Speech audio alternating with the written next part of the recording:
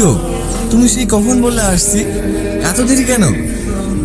তুমি তো ছিলে বলেই ছুটি। কিন্তু একটা মেয়েকে বাড়ি থেকে বেরোতে হলে কত রকমের প্রশ্নের জবাব দিতে হয় জানো? আজ তোমার জন্য বাড়িতে অনেক মিথ্যে কথা বলেছি। তোমাকে মন থেকে ভালোবাসলে তার জন্য একটু মিথ্যে কথা বলতে হয়। চলো। জানো, আমার ভীষণ ভয় করছে।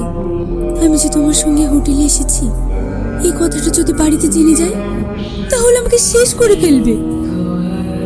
আরে এত ভয় পাচ্ছ কেন? আমি আছি তো। যখন থেকে এসেছো তখন থেকে সে একই কথা।